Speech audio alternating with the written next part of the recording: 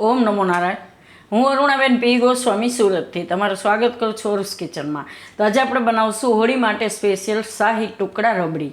તો એના સારું આપણે આ દૂધ જોઈએ તો 1 લીટર દૂધ આપણે લીધું છે ને દૂધ ભેંસનું લીધું છે આપણે ફૂલ ફેટવાળું. અને બ્રેડ તો આ રીતની આપણે બ્રેડ લીધી છે 5 થી 6.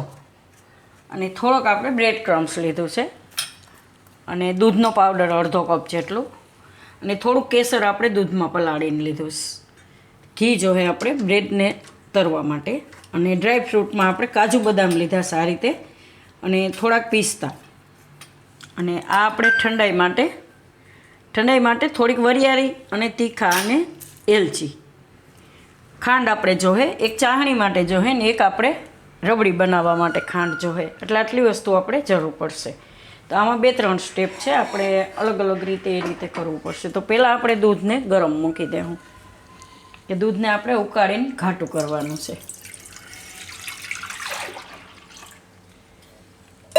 ગેસ ચાલુ કરી દઉં આપણે. તમે કીધું લાઇટર નવું છે ને કેમ વાંધો આવે છે. તો દૂધને આપણે ગરમ થવા દેવું અને અહીંયા આપણે ચાહણી મૂકી દેવું. આમાં આપણે ખાંડ નાખી દેવું અને એમાં આપણે ખાંડ બુડે એટલું પાણી નાખીશું.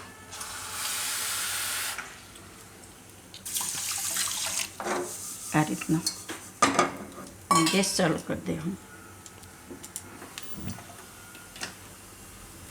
અને વચ્ચે વચ્ચે હલાવતા રહેવું આપણે આને ખાંડને. એમાં થોડીક આપણે એલચી નાખી દેવું 2 દાણા આ રીતે ફોડીને.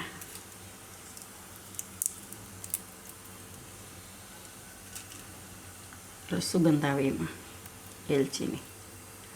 કેસરય નાખી શકો તમે અને ખાલી એલચી નાખી શકો. તો આને બેયને થવા દેવું. તો ત્યાં સુધીમાં બ્રેડ છે એને આપણે કટ કરવાની છે.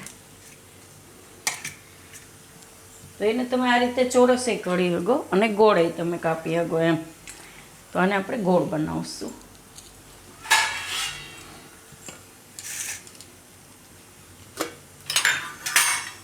તો આ રીતે લઈને અને તમે કોઈ પણ વાટકી કે પછી ગ્લાસ એનાથી તમે કાપી શકો એમ. આ રીતે તમે ગ્લાસથી કરી શકો ને આનાથી કરી શકો. આ થોડીક વાટકી મોટી છે ને બ્રેડ થોડીક નાની છે.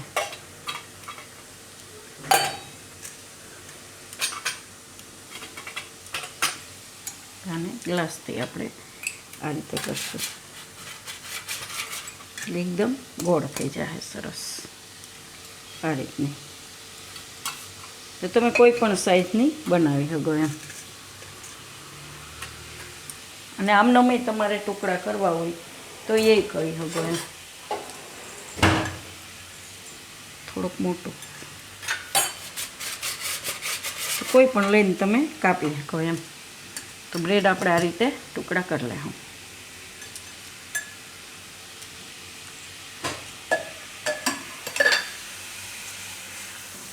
તો ચાસણી પહેલાં થઈ જવા દેવું. તો ચાસણીને આપણે ખાંડ ઉકળે પછી થોડીક વાર જ આ રીતે ઉકળવા દેવાની છે, ઝાઝી વાર નહીં એમ. ખાલી આમ ઉફાણો આવી જાય એટલે એને આપણે નીચે ઉતારી લેવું. આને સાઈડમાં રાખી દેવું એને અને બ્રેડને આપણે તરી લેવું. તો આ આપણે બીજી કઢાઈ લીધી છે. તો બ્રેડ આપણે બધી આ રીતે કાપી લીધી છે. આમાં આપણે નાખીશું ઘી. થોડુંક ગરમ થવા દેવું ઘીને.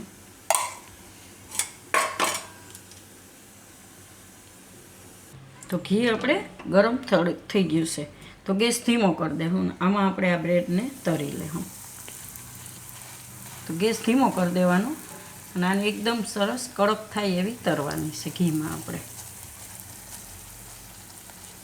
એક આરે તમે બેય નાખી શકો આ રીતે.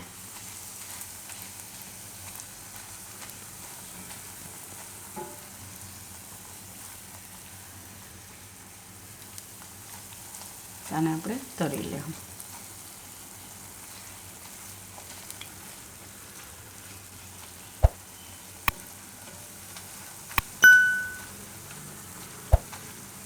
કડક થાય એટલે કાઢી લેવાની.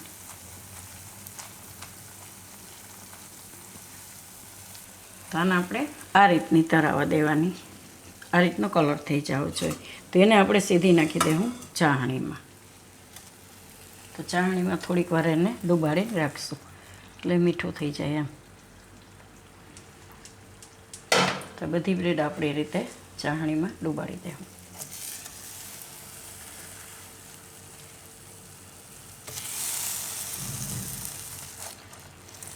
થોડીક વાર રાખવાની ચાસણીમાં એને.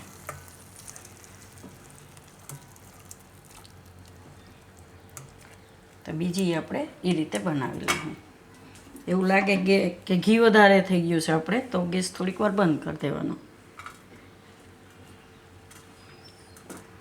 આને આપણે 1 થી 2 મિનિટ માટે જ આને ચાસણીમાં ડુબાડવાની એટલે ચાસણી પી લે. પછી એને કોઈ પણ એક જારીવાળું વાસણ હોય એમાં નિતારી દેવાની ચાસણી બધી. તો આને આપણે કાઢી લેવું ચાસણીમાંથી. આ રીતે નિતારી લેવું.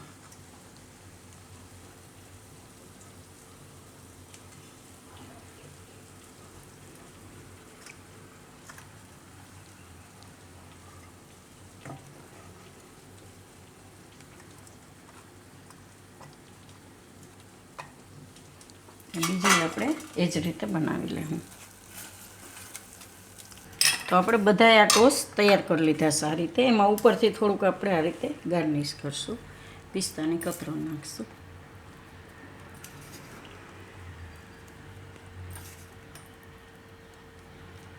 આને આપણે સાઈડમાં રાખી દઈશું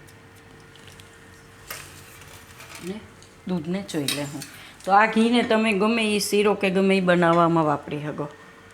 અને બ્રેડ, તો બ્રેડ આપણે જે આ કાપી છે તો આ ટુકડા છે આને તમે બ્રેડ ક્રમ્સ બનાવીને કોઈ પણ વસ્તુમાં તમે આપણે જે રીતે પેટીસ કે ગમે એમાં આપણે વાપરતા હોય એમાં તમે વાપરી શકો એમ. ને બ્રેડ ક્રમ્સ ઘણી જગ્યાએ આપણે યુઝમાં આવતા હોય છે. તેને બનાવીને તમે ફ્રીજમાં રાખી શકો એમ. અને ચાસણી, તો આ ચાસણી વૈધી છે એનું તમે ઘણી બધી વસ્તુ બનાવી શકો. એમાંથી મીઠા ભાતય બનાવી શકો ચાસણીમાંથી. અને કોઈ પણ પરોઠાય બનાવી શકો મીઠા ખાંડવાળા. અને ઘણી બધી વસ્તુ તમે બનાવી શકો એમ. તો કોઈ વસ્તુ આપણે ફેંકવાની ન હોય એનું તમે યુઝ કરી શકો એમ.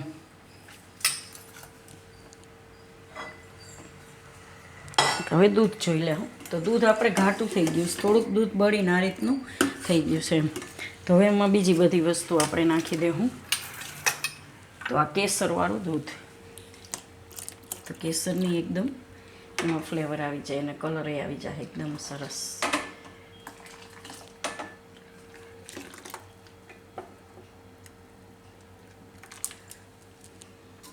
હવે એમાં આપણે નાખીશું ખાંડ.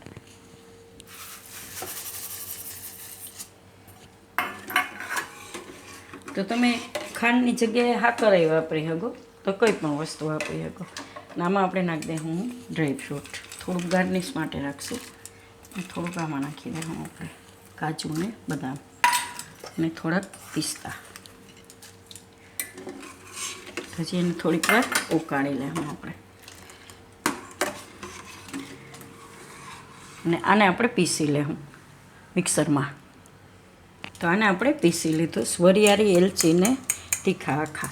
તો આને થોડુંક આપણે ચારી લેવું એટલે જે આપણે વરિયાળીના પાંદડા હોય એ આખા હોય તો નીકળી જાય આ રીતે.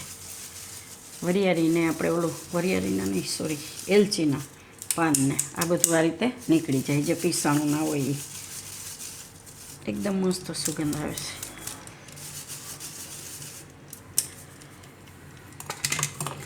તો આને આપણે આમાં નાખી દઈશું દૂધમાં.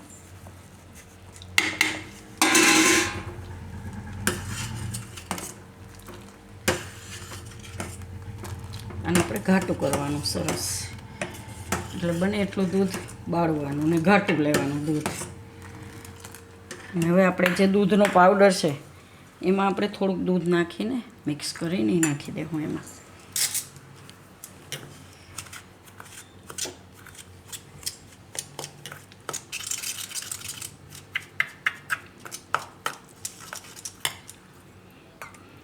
આ રીતે મિક્સ કરીને નાખીએ એટલે ગાંઠા ન પડે.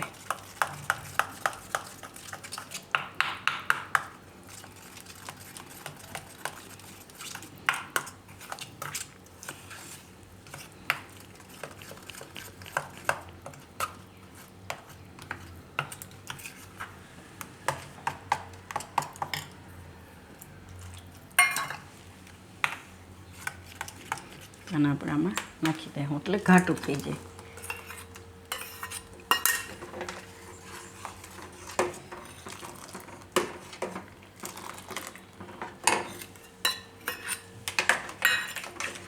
હવે આમાં આપણે નાખી દઈશું આ બ્રેડ ક્રમ્સ. એકદમ સરસ આપણી રબડી ઘાટી થઈ જાય.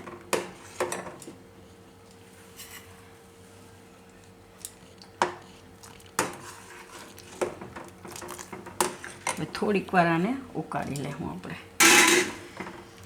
હલાવતું રહેવાનું. એટલે તો આપણે ઠંડાઈ એકદમ સરસ ઘાટું થઈ ગયું છે આ રીતનું. તો ગેસ આપણે હવે બંધ કરી દઈશું. આને આપણે ઠંડુ કરવાનું છે. તો કોઈ પણ એક પોળું વાસણ લઈને એમાં મૂકીને પંખા નીચે રાખ્યો કે તમે ફ્રીજમાં રાખી શકો થોડીક વાર. તો આને આપણે ઠંડુ કરી લેવું.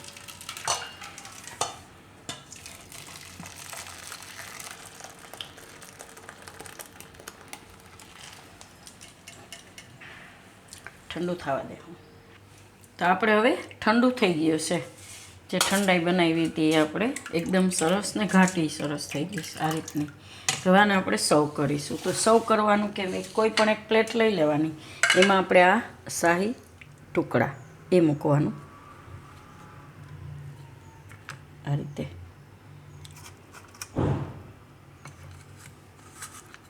અને એની ઉપર આપણે ઠંડાઈ રાખવાની.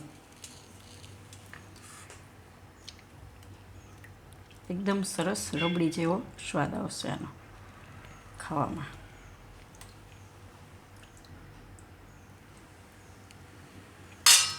ઉપરથી થોડુંક આપણે નાખીશું પિસ્તા અને ડ્રાયફ્રૂટ, કાજુ બદામ. અને થોડીક આપણે ચેરી નાખીશું ઉપર ગાર્નિશ માટે. તો આને તમે એકદમ ફ્રીજમાં રાખીને એકદમ ઠંડુ ઠંડુ સર્વ કરી શકો એમ. મસ્ત લાગે છે ટેસ્ટી ખાવામાં. તો તૈયાર છે આપણા શાહી ટુકડા રબડી યારે એમ કે ઠંડા યારે. તો જો તમને મારી આ રેસીપી પસંદ આવી હોય તેને લાઇક કરજો, શેર કરજો અને મારી ચેનલને સબસ્ક્રાઈબ કરજો. અને બેલ આઇકન દબાવવાનું ના ભૂલતા. કમેન્ટ કરીને કહેજો કે તમને કેવી લાગી આ શાહી ટુકડા અને ઠંડાઈ.